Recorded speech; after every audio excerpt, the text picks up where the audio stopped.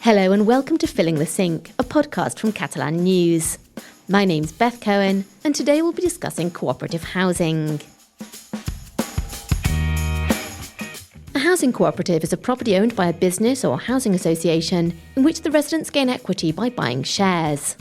It's a distinctive form of home ownership which is gaining popularity in the face of the housing crisis. Joining me in the studio today to explore the topic further is Coralie Moreau. Hello, Coralie. Hi, Beth. Happy New Year. Happy New Year to you too. Thank you for having me. It's great to be doing our first podcast of 2025 together. So, Coralie, please could you begin by giving us a brief overview of what cooperative housing actually is? Yeah, of course. So, essentially, a cooperative is a model of housing based on collective ownership, which means a group of people manage the building together. Members of the cooperative participate in the construction of the building. However, they do not strictly own their own apartments, but rather have a right to use them. Okay. So, to stay in an apartment in the building, you first need to become a member of the cooperative and pay an initial contribution and monthly quotas to the cooperative. All right, so if it's not the residents who own it, who actually owns the building? Basically, the cooperative as a whole is the owner. The notion of the right of use within cooperative housing is becoming increasingly popular. It means the apartment can be used for a long period of time by the member and can't be transformed into private property, therefore avoiding speculation. All right, so it works as a sort of non-profit organisation. Yes, exactly. Compared to rent, this really gives stability and safety. It also preserves the prices because they're not subject to the fluctuation of the market. So it must be much more economical for the inhabitants. Yeah. That sounds absolutely great. So how does it work? So it's quite easy. To get a spot, you first need to become a member of the cooperative. You pay an initial sum, but it is intended to be quite low to be affordable. And then you pay monthly quotas that are stable and much lower. How much do they usually cost? Usually this costs around 500 to 600 euros, which is way below market prices in Barcelona.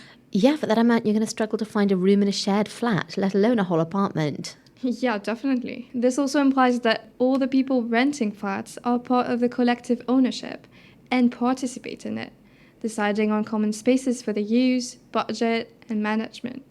Everyone takes part, even before staying in one of the apartments, which is also good to get to know your future neighbours.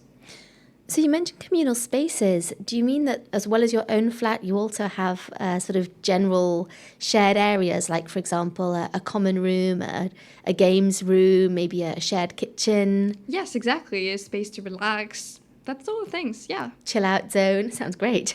Definitely. Of course, cooperative housing with a right of use then implies a stronger shift in the functioning and long-term management of the building. So with shared spaces and shared responsibilities, it must really create a sense of community. You know, Coralie, this isn't just a different model of housing. It also has a completely different philosophy behind it. I like it. It's like a refreshing change from the rampant capitalism that's so common in the Barcelona real estate market. Yeah, exactly. Most of the projects have this idea of democratic gestion of the cooperative, taking collective decisions regarding the apartments. It also aims at social cohesion, unites people together, more than in traditional housing models, and can have a sustainable component. Well, of course, people are united because they get a better deal and a better quality of life by working together. It's a very strong motivation. Yeah, definitely. Residents themselves can bring up issues to democratic meetings that are often held to deal with any problem. Cooperatives reduce the intermediaries, which cut the costs, and also allow for more communication with the members of the cooperatives.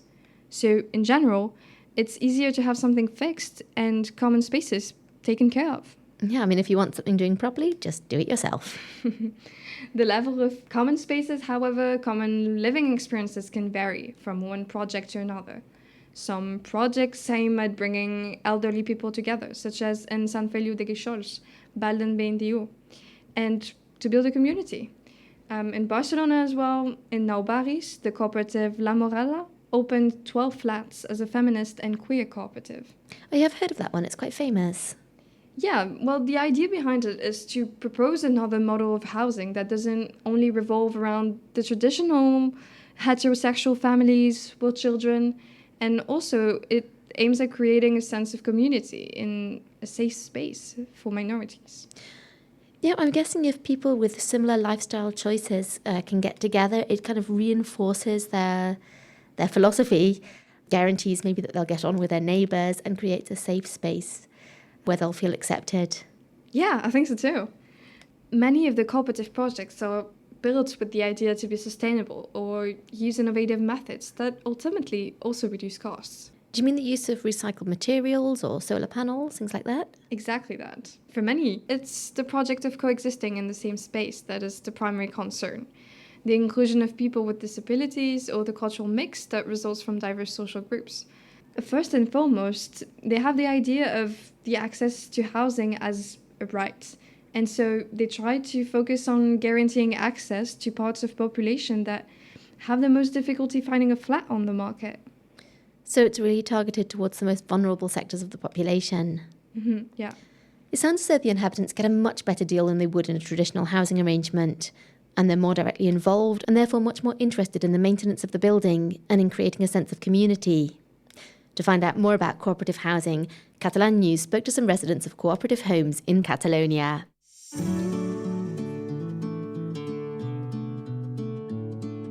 Cooperative housing projects are expanding in Catalonia. With the aim of making housing accessible to lower incomes, cooperatives represent an exception within the increasingly expensive housing market in the region.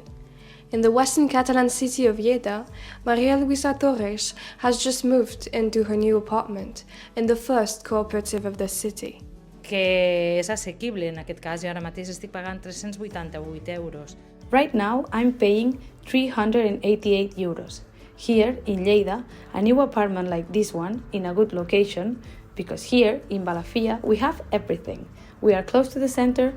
I don't think that I would find anything for that price. Que no en trobaríem a aquest preu. La Borda in Barcelona, from the cooperative group Sostrac, innovate to offer a different approach to housing and space, such as satellite apartments, a key trademark feature of the building. Ariadna Artigas, member of Sostrac, explain. I això el que permet és ampliar o reduir el teu habitatge segons les necessitats en el pas del temps. This is what allows you to expand or reduce your home according to your needs over time. And you can play with the level of use. It can perhaps be a workspace that you don't actually have in your home, and so it's much easier to separate work from the rest of your home.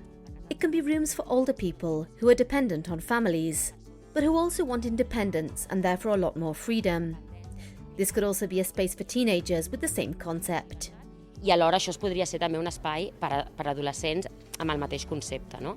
One of the distinctive features of cooperatives lies in the very name of the concept. This different model of housing isn't only intended to provide affordable housing, but it also suggests a different way of life, relying on cooperation, community building, and innovation. Qualsevol en tinc confiança, i això és molt bonic. I trust everyone, and that's very nice. In these times, to feel like we are in a building in which we all know each other, and we all know who's coming in and out. And I think that's really nice.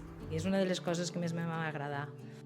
Tenim altres espais comunitaris, com és una cuina. We have other community spaces, such as a kitchen dining room, that adds a lot of community life to the building. And there are also projects going on that offer different ways of living in our homes. Models diferents, no, a l'hora d'habitar, no, a l'hora de viure dins dels nostres habitatges. For Miriam Sola, member of the cooperative La Morada, the feminist and queer project of the cooperative in the Barcelona area of Nou Barris, the cooperative project is an example of a successful change of norms in housing practices. Y La Morada demuestra que es posible soñar y La Morada shows that it is possible to dream and to bring to life a housing model based on equal distribution, solidarity, community, and share life in a more equal and fair way. de una forma més equitativa y justa, ¿no?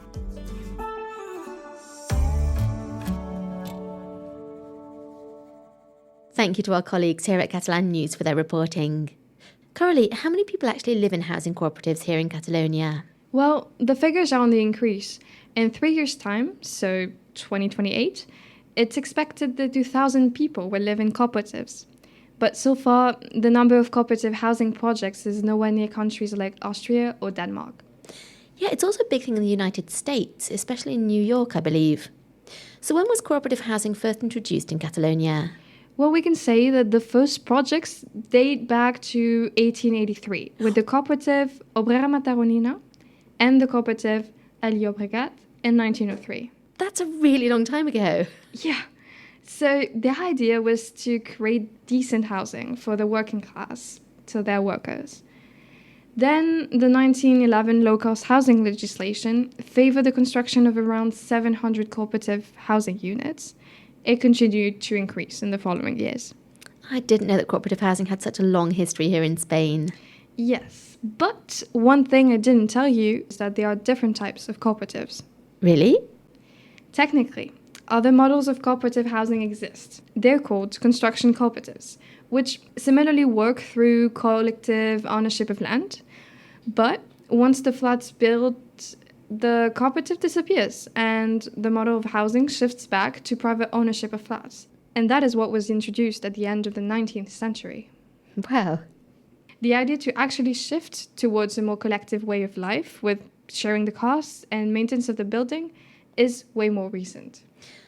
Okay, so there are different types of cooperative housing which fall into two main categories: construction cooperatives and transfer of use. Construction cooperatives focus on the building of a new premises, which once constructed becomes private property. And on the other hand, with transfer of use, you can use the flat, but it's never yours.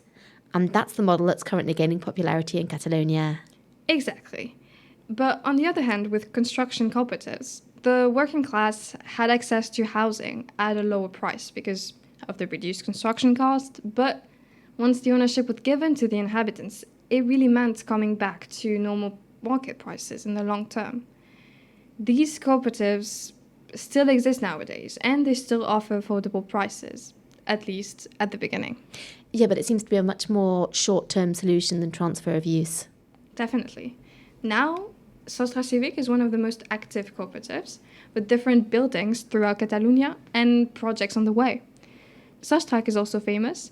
It was formed by expecting members of La Borda, one of the first cooperative projects in transfer of use in Barcelona, located in Can Batlló. Compared to Sostra Civic, Sostra has one main project, a wooden building with spaces designed to enhance the aspect of the collective. It will be the home of 38 families. So Sostrac and Sostra Civic are both companies that create cooperative housing. But what makes cooperative housing so appealing right now? Well, it's a matter of the economic context, really. Between the increase of rent prices and the rise of short-term rentals for tourists, which leads to speculation, finding housing in Barcelona is more and more difficult. Oh, tell me about it. That's why I moved to Costa Brava. And really, it's especially complicated regarding subsidized housing for low-income inhabitants. Salvador Illa, the president of Catalonia, has announced a plan to build 50,000 new apartments for 2030. Many say it's an impossible task, especially because many lots are private. Well, it is certainly ambitious, but it's also necessary in the face of the current housing crisis. Well, yes, with cooperative housing, you may have a solution, though. You increase the public stock of housing, you reduce intermediaries and speculation, and the flexibility of use of those modern buildings is also key. Creating more collective spaces as well reduces costs. In the long term, many point out the example of Denmark, where the extent of collective housing guarantees low prices, and that pushes the private sector to adjust to the prices fixed. Okay, but how can they manage to offer such low prices? All right, so basically this is how it works. The residents, they pay 20 to 30% of the cost when they enter the flat. That's called the initial contribution. Then they pay monthly quotas, and they also contribute to that. So it's fixed and it doesn't evolve according to the market. Bear in mind also that the maintenance costs are reduced as many services are provided by members of the cooperative themselves, as opposed to external professionals from the beginning of the construction. So, of course, everything gets done at cost price. Yeah, and on top of that, the cooperative or external sources, such as the Catalan Institute of Finances, may finance the projects, especially when they are built on public land. All right, so sometimes there is government support. Yes, there is, but financing the rest then is quite complicated. They rely on ethical banks, for example, or donations from public institutions. For instance, recently the European Bank granted 31 million euros for 8 projects in Catalonia with the cooperative Sostra Civic.